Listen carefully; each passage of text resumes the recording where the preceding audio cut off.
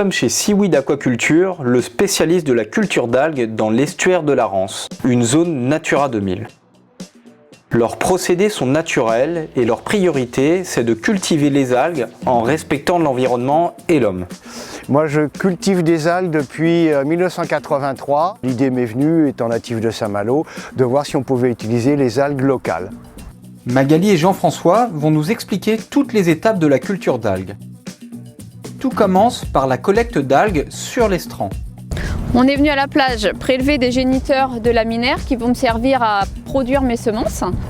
Donc sur cette algue, en fait ce qu'on va rechercher sont les zones les plus foncées. On voit bien qu'au cœur de l'algue, on a ce qu'on appelle les sores qui portent les cellules reproductrices des algues, qui les produisent, qui sont donc les spores. Et c'est ces cellules-là qui vont me servir à constituer mes souches. La deuxième étape consiste à libérer les spores. Nous sommes dans le laboratoire. On va reproduire un petit peu en labo ce qui se passe dans la nature. Les algues sont déshydratées quand la mer est basse, la mer remonte, elle réhydrate les lames et les spores sont émises.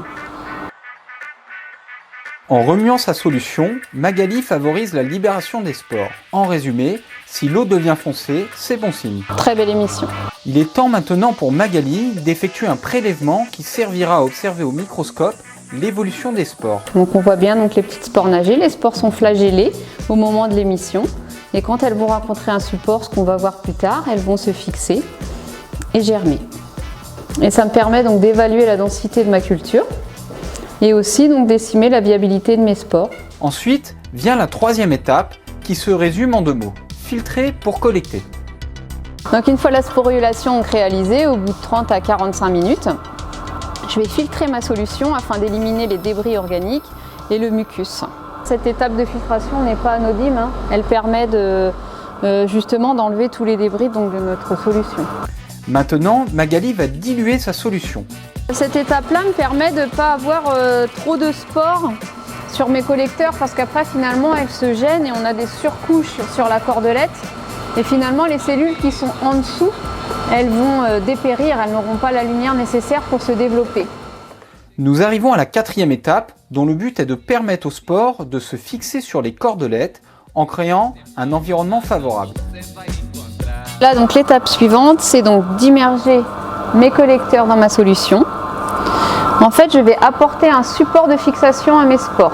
Magali immerge complètement les collecteurs et remue la solution pour s'assurer que les spores viennent bien s'accrocher aux petites cordelettes. Pendant ce temps-là, Jean-François va préparer des pétris qui serviront à suivre l'évolution en temps réel. Maintenant, pour compléter cette partie de manip, avec la solution résiduelle, je vais faire 8-10 petits bacs de pétri, de façon à pouvoir suivre au microscope en temps réel ce qui va se passer sur les cordelettes, à savoir fertilisation, et ensuite l'arrivée des petites plantules. Mais dans les pétris, c'est plus facile à manipuler qu'aller sans arrêt couper des morceaux de corde, mettre les mains dans les cultures, etc. Au bout de 8 à 10 jours, les spores vont germer en filaments mâles et femelles, appelés gamétophytes, qui à leur tour émettent des gamètes. La fertilisation a lieu sur les gamétophytes femelles et les zygotes qui en résultent évoluent rapidement en plantules. La 5e étape, c'est l'écloserie. L'objectif, c'est la fertilisation et le développement des plantules.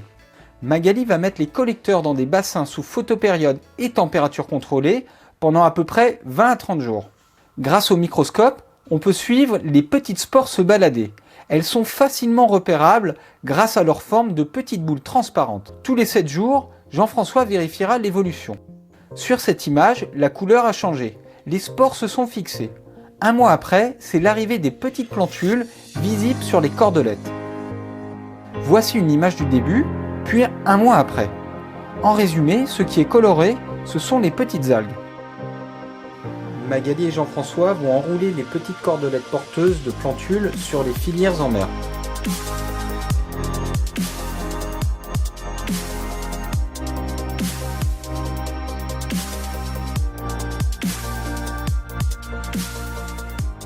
On a enroulé cette corde autour de la corde maîtresse. Les algues se sont développées sur cette petite cordelette. Donc le but en fait c'est que les crampons prennent sur la corde maîtresse et permettent à l'algue de se développer. Donc là, ce sont des algues qui ont 4 mois. C'est baby saccharina, quoi. Des jeunes plantes. Donc c'est l'espèce de référence dans le projet Génialgues, dont on est partenaire. Génialgues est un projet européen initié par la station biologique de Roscoff et coordonné par Philippe Potin. Ce projet réunit 8 pays et son but est d'optimiser les techniques de culture et de rendement dans ces 8 environnements différents. The major goal of Génialgues is to develop the cultivation of 2 ideal living species in Europe, the sugar kelp and the Siletus. However, the cultivation of these 2 species is not yet profitable due to the fact that the biomass processing is leading to more than 60% of waste. So one major challenge for Génialgues is to develop the valorization of the 60% of byproducts. So by developing new processes which will make these productions much more environmentally and economically profitable. Dans le cadre de ce partenariat, Seaweed a dédié 2 filières de Saccharina latissima au titre de sa participation au projet Génialgues. On essaye d'avoir une diversité de cultures, ce qui nous permet toujours d'avoir quelque chose à commercialiser au cas où on a un problème sur une espèce, ce qui peut arriver comme un agriculteur. Il y a des bonnes et des mauvaises années. La méthodologie qu'on a exposée peut aussi s'appliquer sur d'autres espèces de laminaires. Donc ici on a Alaria esculenta. C'est une algue qui a tendance à disparaître de Bretagne à cause du réchauffement des eaux.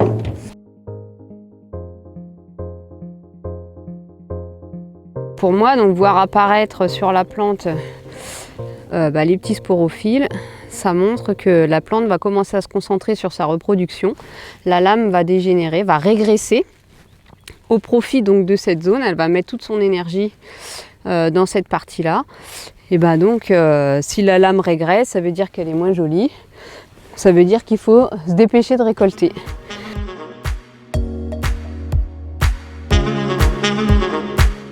Une fois la récolte effectuée, Magali et Jean-François rentrent au laboratoire pour la dernière étape avant la commercialisation. Il s'agit du séchage et de l'affinage. Voilà donc les Alaria qu'on vient de récolter en mer, qu'on a vu tout à l'heure. On va les mettre au séchage, donc séchage à l'air libre, c'est le meilleur séchage, et puis en fin de journée sous abri bien entendu. Alors c'est assez long et minutieux parce que il faut faire des petites grappes, on va les mettre en grappes pas trop épaisses pour que ça sèche partout, et ensuite je les mettrai sur ce qu'on appelle un convoyeur, pour les laisser dans les courants d'air, donc on les oriente en fonction des courants d'air, ce qui ne manque pas, tant mieux. Et puis, en l'espace d'une demi-journée, on va voir tout à l'heure, ça va faner, pré-faner, et ensuite, on pourra faire l'affinage dans les séchoirs proprement dit. Pour moi, je compare ça à des processus qui demandent du temps, alors toute proportion gardée, c'est pas du tout les mêmes phénomènes, mais la panification sur le vin, l'affinage d'un fromage, c'est plutôt ça, voir la vinification, c'est des processus, on ne peut pas brusquer ça. On va aller voir des algues qui sèchent depuis hier après-midi, par exemple, pour voir la différence entre ce qu'on vient de mettre en séchage récolté il y a 1 heure et ce qu'on a récolté hier après-midi qui est en séchage depuis. Bon, déjà, à l'oreille, on entend que ça crisse un peu plus, la couleur est un peu plus sombre et on n'a plus le côté brillant, il n'y a plus d'humidité. C'est donc des algues qui sont là, pas finies de sécher, mais qui sont pratiquement sur la bonne voie. Elles vont finir de sécher toutes seules. D'ici ce soir, donc ça sera bon. On pourra les mettre dans les pièces d'affinage, où pour une bonne conservation, elles doivent être en dessous de 15% d'humidité résiduelle.